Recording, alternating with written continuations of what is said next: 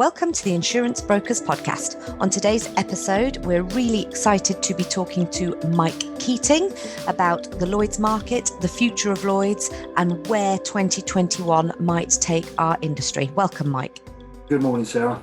So we've had a number of chats previous to today with some really interesting conversations, and I'm hoping just to pick up a few of those threads for the insurance industry to hear, because I think they'll be incredibly valuable. So one of the places that I'd like to start, if it's okay with you, is probably the most obvious place, which is what is actually going on in the world, the pandemic, the hardening market, how it's going to affect us, and your thoughts, I suppose, around MGAs and brokers and insurers and how they can be collaborating really to support the end client. A wide sort of topic and subject. So if I reverse back to sort of the first lockdown in sort of March, and I look across the categories across our industry, I think first of all, MGAs really proved their worth in terms of their ability to be nimble, sort of show innovation, and really just continue sort of to trade with their broker partners, obviously on a remote basis, because the very nature and DNA of an MGA is their ability to adapt very quickly to sort of changing market and customer conditions, and they've continued on that vein. And sort of our sort of 150 members, I've spoken to, have sort of been very pleased in terms of how their businesses continue to sort of operate and being both successful in terms of retention levels and sort of new business. I think brokers also have that great adaptability and nimbleness. Some of the larger sort of brokers, have bigger challenges because they're very close to sort of being corporate sort of operations, but they adapted. And I think, to be fair to the insurers, who are probably in this phase, the biggest ships, some of those managed to turn those ships relatively quickly. Others sort of struggled, and I think they would concede they'd struggled in that first sort of lockdown. But I believe that they're probably at the right position now, albeit sort of 10, 11 months on, whereas the market has sort of reset itself into a pandemic type world. And obviously, hopefully, the market again is now looking post-pandemic, once the vaccines are sort of are rolled out, and on that theme, there will be a new reset across the industry. I don't believe in any shape or form that everyone will go back 5 days a week in the office. I don't see that happening. I think there'll be a nature of sort of 3 and 2, or maybe 4 and 1, and I think it will be very, very interesting, Sarah, to see how the sort of the beloved sort of square mile in the city, stroke Lloyds, what that looks like. Because, as we all know, there's a complete ecosystem sort of, dependent on, how it was previously, just even local businesses, which obviously have suffered, without sort of having that footfall and that square mile sort of operating in its traditional way. And it's not easy to predict, in terms of how that will look, sort of post-pandemic and whether it does reset back to what it was before. I think that's extremely unlikely. And I think it will be a blended sort of new ecosystem, sort of reflecting how businesses have managed to operate and be very productive, in this last sort of 11, sort of 12 months of a lockdown. Yeah, I think just to pick up on a few things you've said there, I did a podcast last year with Ian Lloyd of iPrism, and we coined the term nimbility, which I think should absolutely be make its way into the English dictionary. Agreed. The nimbility of brokers and the smaller MGAs and smaller brokers I think has been really key during this last year's craziness. And I had a really interesting conversation. I've had several interesting conversations with one of the larger brokers that we're talking to at the moment about how they used 2020 to basically reset all of their processes. And I'm going to use the word future-proof, but I mean in terms of the changing world, which is global and happening at a rate of knots, and reset all of their processes and sort of staff training, even right down to CRM systems and the type of management information they can pull out at any one time. And I'm seeing that has happened quite a lot over 2020. And I wonder that mental reframing, how that will pan out into 2021, where there will undoubtedly be some changes. And the other thing that I wanted to pick up on is the Lloyds market. Again, really interesting conversations about the Lloyds market. I'm learning every day about it. And I'll be interested to see how the pandemic and the course that that's put us on sort of supports the future of Lloyds changes that are going on in a sort of digital transformation as well as other areas as well. So I know you're quite involved as a stakeholder in the DARE project. Do you want to give us an overview of what that is? Well, effectively, the DARE project, is pulling on all stakeholders in regard to delegated authority, and DARE stands for Delegated Authority Reimagined.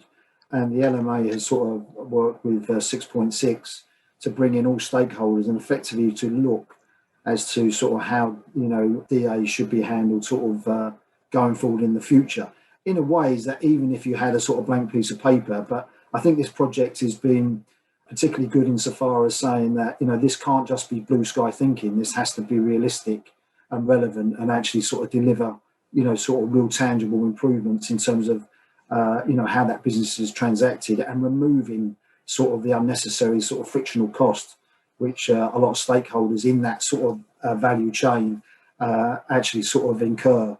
We and I, as representing sort of our members at the MGAA, are a key stakeholder in terms of how that is going to develop.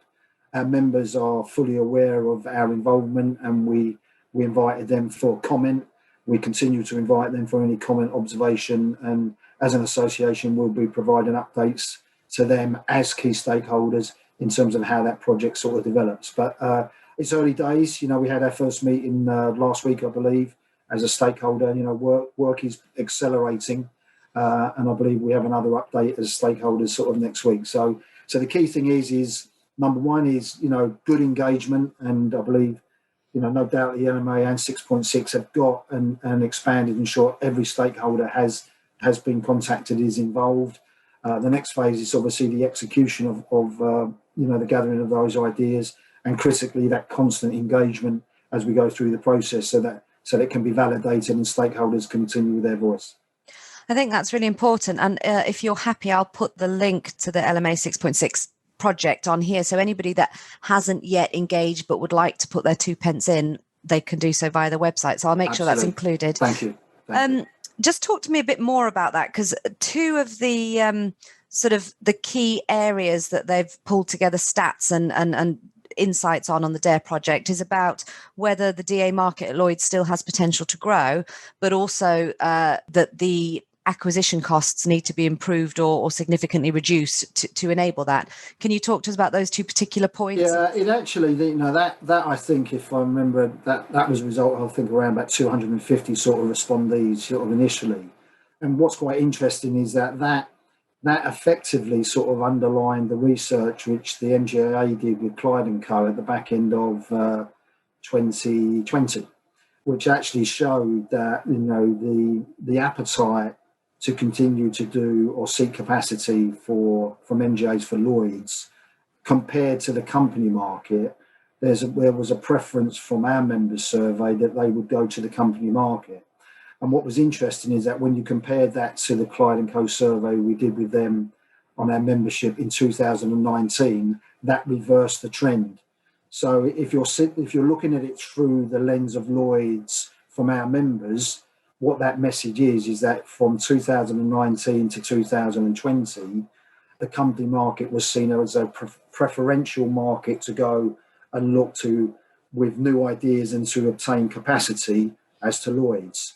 Now, there's clearly a number of areas as to why, my members see that. One is actually the ability to match capacity with risk appetite is seen as very clunky, number one.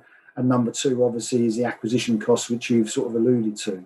So given that is clear, honest, tangible feedback, it's clear that, a project such as DARE, alongside the other sort of work streams, which, are all linked to future of Lloyds to make and continue to make it extremely attractive for both sort of capacity and for sort of Lloyds cover holders, it's right that these projects are in place, because you would hope that, you would fuse together, all those stakeholders and come out the other side with an improvement in a reduction in acquisition costs, which are driven by better processes, better IT, stakeholder involvement. So So, there's a lot of work to be done, without a doubt. I think, there's a real need to demonstrate through the future of Lloyds in terms of when it reaches its milestones, that those milestones which are achieved are sort of, basically proclaimed high, from the hills to say, look, we've achieved this. This is what we've done.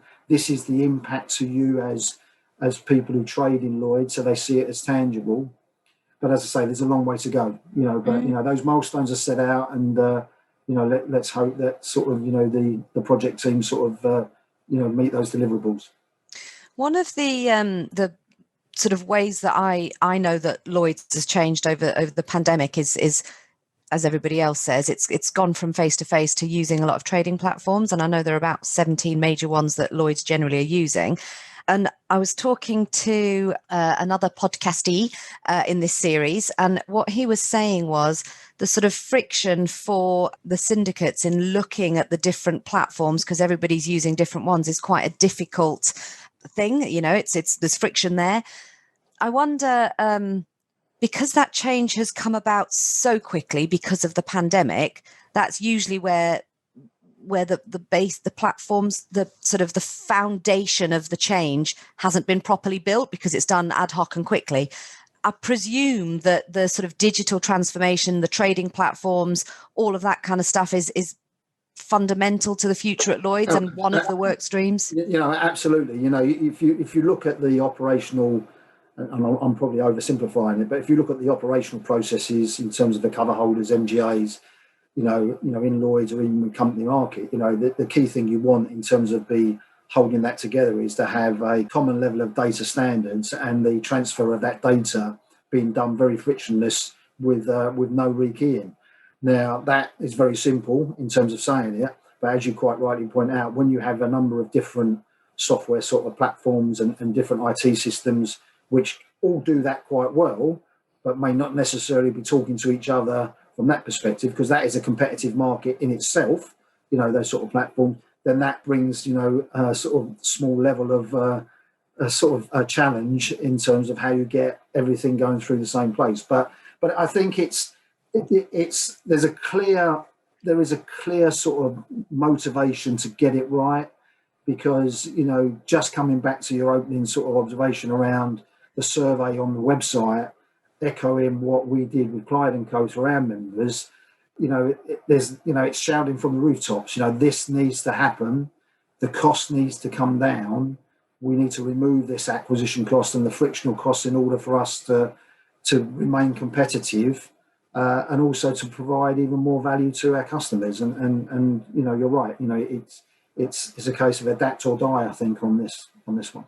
And as with everything, there's like stages of the process, isn't it? Let's gather the data, let's put the process in, and that has its own issues. And then there's let's realign everybody's mind to this process. And sometimes that is the hardest element to get everybody on board. Agreed. No, winning hearts and minds is absolutely critical. But I think as long as, which they have, I believe, as long as you've canvassed and engaged with all the necessary stakeholders, that's the first point, which they've done very successfully. And I think the next thing, as you say, winning the hearts and minds, and then move it to a sort of an executional sort of operational stage. So just on the DARE project, February 2021 is sort of where they're looking to start building the vision, as it were. So you've done most of the engagement, but engagement is absolutely still open, isn't it, to people that want to? Yeah, absolutely. Yeah, it's something which the project chairman, is very is continually encouraging, as well as sort of the project leader on 6.6, in terms of, any idea, there's no such thing as a bad idea or a bad observation at the end of the day. And it was a very good meeting sort of last week. It was a good, robust exchange of views from that perspective, and long may that continue. And you're still online. Nothing's been shifted off course with the latest lockdown for sort of the overall vision to be published around March, and then. No. Again, as I sit here now talking to you, I've received nothing which would suggest that timeline, which is outlined, is changing. Fabulous. So expecting good things from the back end of 2021 to start hopefully. implementation. Hopefully, yeah. Yeah, absolutely. So just absolutely related, because it's all about the world we're living in at the moment. One of the conversations we had, I believe it was the back end of last year, was about conversations between brokers and underwriters, and the type of conversations that really need to be going on there to understand the rating increases that are coming across and how they should best be spread across a portfolio, and the implications of that not happening. Can you sort of enlighten us on your thoughts on that? Yeah, so under the umbrella of sort of the hardening market, and the market, certainly is hardening. It was hardening at the back end of 2020, and I anticipate that it will continue throughout this year and to a certain element of 2022. The first thing which a hard market does effectively, it tests and challenges all relationships. So it will challenge a broker's relationship with their capacity or their insurers in terms of, the strength of that relationship, the transparency, the collaboration, and effectively, shine a very, very bright light on the underwriting performance of that broker's account with the insurers. It does very much the same for MGAs. As you know, MGAs are acting as agents of the insurers. But again, a hardening market, again, tests that relationship, especially around portfolios which may be marginal or underperforming from that perspective. And of course, last but by no means least, brokers' own relationships with the end customer. And if you put all that together and you try to throw a blanket and some words at what should be done, words such as engagement, consistency, clear messaging, professional advice, testing the fact that you've been talking to your customer, be that the end customer, your insurer partner, your broker, if you're an MGA, on a regular basis. So therefore having a sort of a meaningful breadth and depth relationship, then the messaging and narrative around rate strengthening, it will be difficult, but shouldn't be insurmountable. Where it becomes insurmountable on that value chain, Sarah, is where you haven't had, regular engagement, collaboration, transparency, good conversations around portfolio, both for growth, both for sort of re-underwriting. If that's been basically silent or passive, I'll probably use the word passive, then when you get into a rate strengthening market, it becomes ever so difficult, because you've got no, how can I describe it? You've got no cushion of narrative or cushion of conversations you can refer back to where you say, well, remember when we were talking about, what would happen if this would happen? The You've got bank nothing. of trust. Yeah, exactly. Fantastic phrase. You've got no bank of trust, to use or to steal your phrase, to go back on. And that unfortunately will be a symptom and will be happening in the market currently. But again, the professional MGAs, the ones which, we talked about, which have got a real forensic handle on their risk appetite, their their portfolio, their data, their distribution, who really operate as insurers, but, as an MGA, then the hard market is just something else they will absorb, and they will continue successfully. There'll be some bumps, but those bumps will be sort of low gradient, as opposed to some very high gradient bumps, which those who haven't displayed that in the past, have to deal with. I think there might also be an argument to say that the training and strategic understanding within an organization, really needs to be communicated effectively within that organization. Because, again, to refer back to one of our previous conversations, which I found really interesting, was around a lot of the people that are in the insurance industry. There's a significant amount that will never have really been through a truly hard market. So trying to understand your job as an underwriter and rating various risks from the strategic point of view, from the broker's point of view, and then coming to a conclusion that is not just acceptable, but the best solution to avoid ending up with toxic portfolios and things like that is quite maybe a key area that organisations should be looking at. I agree, and I think Bieber, I know, sort of had a conversation with one of their members yesterday. I know that they're issuing a guide around sort of rate strengthening or premium increases in terms of, top tips in terms of how that's done. So I think that's fantastic work from sort of Bieber from that bit. We as the MGAA, I'll be looking to put on a sort of appropriate webinar around, trading in a hard market, because I think that's important, especially for people sort of what I would call under sort of, next generation, perhaps as you say, haven't sort of experienced it from that perspective. But, there are there's some clear sort of principles which, if you're engaging properly with insurer or your capacity if you're an MGA, if you're a broker with an insurer, which you can follow. So, if insurers are, quite rightly through rate strengthening are saying that, we'd like to see a 20% increase or organic rate increase across your portfolio. One of the skills in doing that is applying that in the right areas insofar that you don't lose good quality business. And an insurer will want to work with their brokers and, MGAs to ensure that, by using rate increases as a blunt tool, you don't end up, with as you quite rightly say, a toxic or underperforming portfolio risk, because, good performing business, even in a hard market, will always be very attractive to insurers and to MGAs.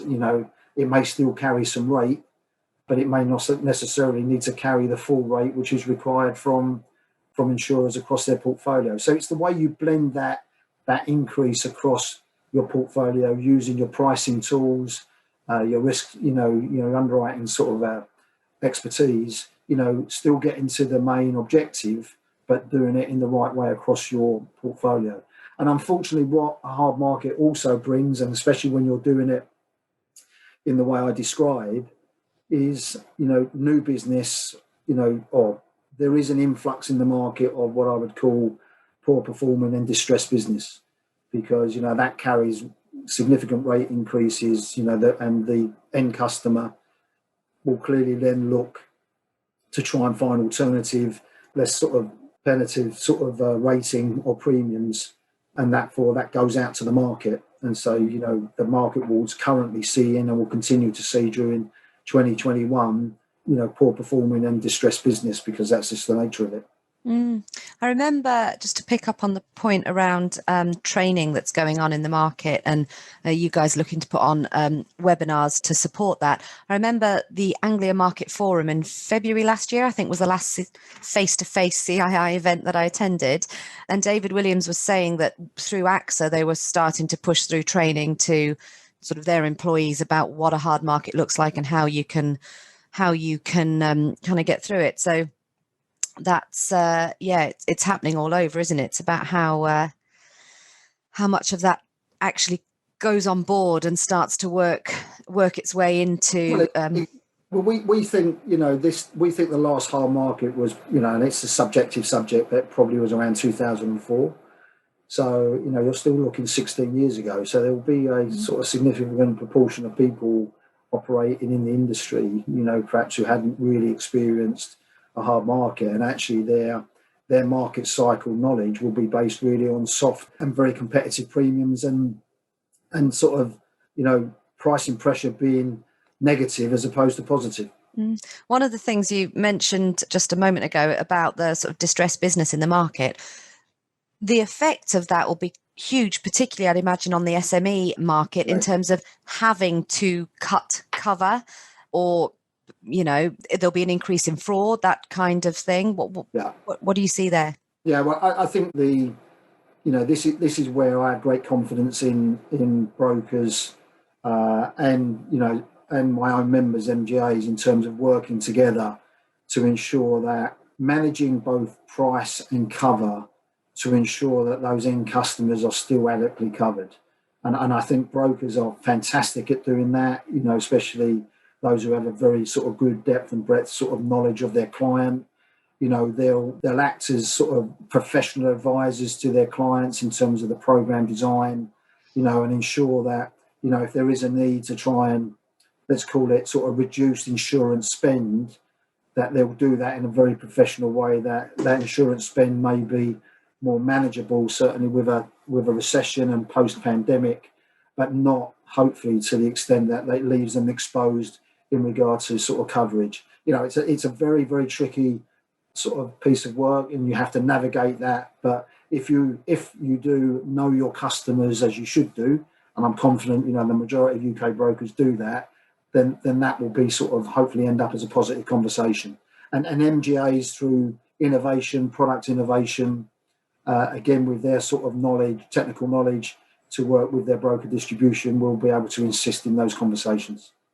I think it sort of opens the door more widely to have the wider risk management conversation where you can really give some practical advice and tools and help. And I know we've talked about a risk management product that is, quite widely used within the insurance industry, which has incredible benefit to an SME market who for risk management, for them, risk management isn't something that's top priority or even really understood properly. So I think that the door's wide open for brokers and MGAs to bring into this space a bit more support for the end client. I think you're right. I think that it's all part of the package of potential risk preventative measures, and a lot of underwriting now is about risk prevention as opposed to post sort of claim, sort of addressing problems post claim. It's all about sort of stopping something happening as opposed to addressing it after it's happened. And I think that's where risk management sort of packages are sort of absolutely crucial, aligned obviously with the broker's expertise in terms of doing that. And that's quite a shift actually, sort of, a long time ago when I was underwriting, when there wasn't so much about risk prevention. It was, we've had a claim, what can we do now to stop it happening again? When now we don't want it to happen at all, and what can we do to sort of stop it happening? And I think that's been a significant shift from an underwriting perspective over the last sort of 10 years. I remember a conversation I had with somebody at Bieber, must have been 2019 now, and it was with a broker, and we were talking about risk management, and he said to me, "No, I don't do risk management. We don't do that. So, this isn't relevant." And I remember thinking then, I mean, that's interesting. Presumably it is so embedded in what you are doing that by default you are risk managers. And anyway, that's just an anecdotal memory that I thought I'd share with you. I think it's a good point, because I think, if I put my old insurer hat on, and certainly in the commercial SME space, I think there's and again, this comes down to a relationship, and it's the same from our MGAs. It's the relationship to ensure that the risk management package, which the end customer has purchased, by making that investment themselves, there is an obligation to see that that's reflected in the premium charged and the coverage. I think there's, and I think insurers are very good at that. But I think, it's the case of actually, it's probably the subjective value, Sarah, on I've invested X amount of money into a risk management package, which is great for my business. What value does the insurer see in terms, or the MGA see in its pricing of that investment? And I think that's where, again, coming back to the engagement and the rich conversation between the stakeholders in that particular narrative is very, very important, because everyone will have a different lens, so the SME will say, well, I expect X amount of sort of, reduction through this investment. Insurer may not match that number, and it's for the broker to ensure that both parties come out satisfied. And the difficulty is it's very difficult to quantify. Obviously, the better managed a business in terms of risk, the better risk they are. But how do you quantify that? How do you actually turn that into a tangible number? And that's... I think so. I think coming back to one of our themes, though, the hard market, those SME customers should benefit from those risk management packages in a hard market. So effectively, where there is a sort of a tailwind and momentum of rate strengthening, you should be able to refer to your risk management package and say, look, effectively, I'm already sort of cushioned myself a little bit from any rate strengthening because I invested 3 years ago or 2 years ago in a risk management package. So that I think is an important narrative in any renewal discussions. If they're seen as a as a sort of over and above sort of request for a rate increase. Absolutely. Just continuing on that theme, slightly different direction, hardening market, underwriting performance, global economic crash, investment returns.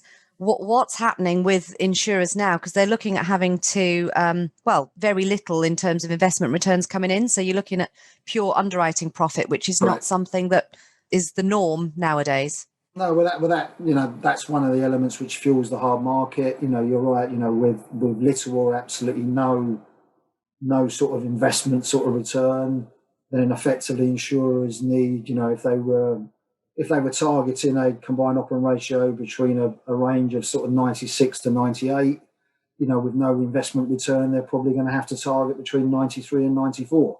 And in order to get that, there's only a certain number of levers you can pull.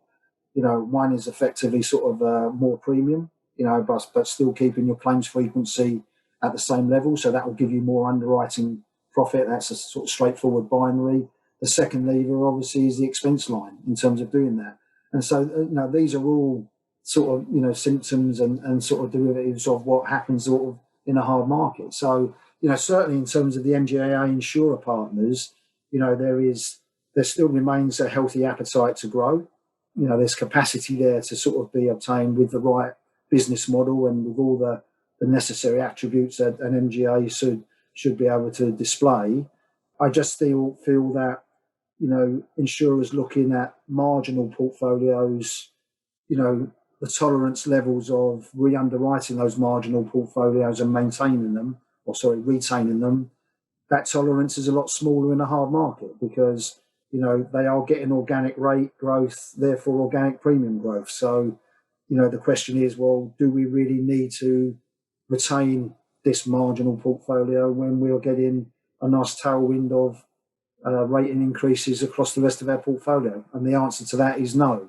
The flip side in a soft or passive rate environment is that the tolerance level to re-underwrite and retain marginal performing portfolios is higher, because if you walk away from 20 million, 25 million, 50 million of underperforming or marginally underperforming business, that has a massive impact on your expense line. And as we know with any P&L, you can shift premium far quicker than you can necessarily shift expense. And that's why they tend to go hand in hand. And which markets do you think are going to be most affected by that? I think the without doubt, as we sit here, the financial lines market is the one which is particularly, I would call it, brutal currently. So it has, really significant rate increases. My members in terms of MGAs, they're seeing doubling, tripling of their premiums, with no real change in their risk. And they're also seeing a contraction of capacity as well. And in addition to that, they're seeing COVID restrictions in their wordings as well. So there's that's a real challenging market. Again, as an MGAA, we're talking to a number of organisations who we hope will be able to provide, opportunities for our members to perhaps go and talk to them in regards to sort of their insurance requirements. But, to be fair, Sarah, it is a brutal situation out there at the moment. And I would add that to my knowledge, no one is actually what I would call breaking cover. So no one's being opportunistic in terms of trying to write that type of business at the expense of others. It's just a clear sort of wave of rate increases, capacity contraction, and restriction of wordings. So not an easy market as we speak. I do wonder, not just in the insurance industry, but as a global economy, how long we're going to be, I say, paying for the pandemic, but how long those effects are going to be seen. And I suspect that my kids will probably feel the effects when they're starting to buy their first properties or, that kind of stuff. It's incredibly scary, but also mind-boggling. When you look at what's happened in the last 12 months, you couldn't write it. It's insane. No, you're right. It is a concern for as you say, your children, my grandchildren probably sort of the next, how that it's all going to be paid for. And whilst I'm no doubt there will be an economy bounce, once we get back to normal, if you look at the hospitality sector in particular, and I'd extend that to sort of the arts, cinemas and whatever, I believe people will quickly look to go back and sort of, because everyone's been locked down and not being able to go out. But, you can't replace what's happening. What if that's 15 months before that gets back to a new normality? That's going to take a long time to recover. And as we know, some businesses just won't have the cash flow or support to be able to re-emerge, stronger. They just won't. So it's a real shame. We're just thinking back to the beginning of our conversation today, talking about sort of the footfall in the square mile, and people won't be going back to the 9 to 5 in the office. The commercial property market's going to take a hit. And if I think, on a granular level, one of the things that we invested in just before Christmas was, I say we, I mean Sarah, family, personal life, was a giant 20-foot inflatable cinema, which hooks up via Bluetooth to everything. So it was my daughter's birthday on Tuesday, and it was too cold to put it out in the garden, but we put it in the conservatory, and it's huge. We have now a cinema at home. Fantastic. It was, and how many people... Are you selling popcorn and hot dogs and everything else like that? It could be business 4.0. Who knows? On Christmas Eve, we put it up in our close. So we live in a close. And all the neighbours came out, and we all sat on our own boundaries and watched Frozen with all the kids. Fantastic. That's fantastic. It was great. But those kind of changes and mindset changes have done a 180-degree shift on so many things, from commercial property through to whether I'll pay 50 quid for the 5 of us to go to a cinema again. And that type of reframing will also be playing out across the next 3-4 years. Yeah, I'd say, you mentioned construction in the city, and there's, the number of cranes, if you get high up in anywhere in the city, you just look across the sort of landscape, is enormous, the number of cranes where office sort of buildings are going up. And I just wonder, I just can't see how they're going to be filled. I just feel they may have to convert them to flats or apartments. I just can't see them. I know of a number of our members, certainly supplier members, who've got very significant office space in London, and they've told me quite clearly that their plan is they don't need to go back, and if they get the chance to get out of their lease, or certainly one of them said that their lease actually runs out this year now. Yeah, this year. He said they won't go back, and that's a 300 FTE office. So it's I don't know. I'm not an expert in that. It's probably an article I need to read from someone who's an expert to see how they predict, sort of commercial property, for the next sort of 3 to 5 years. What the rents will be, and is there a future in it? It'd be interesting. But I tell you, even on that note, the variance of people's opinions, the experts' opinions on what's going to happen is so wide. Yeah. I don't think nobody, do you remember in January last year, 2020, we're all watching the pandemic play out in Wuhan and going, oh, it's not very good, is it? Oh dear, I'll carry on with my... You just would not have written it. No. Yeah, so expert, non-expert, subjective, objective, based on statistics, which my argument would be is always subjective anyway, because you pull them from wherever you want to crazy times. You're right. What's certain is that someone will get it wrong. Absolutely. Yes, 100%. Mike, I really appreciate your time today. That's been really, really interesting. So thank you very, very much. Really enjoyed it. Thanks very much. All the best.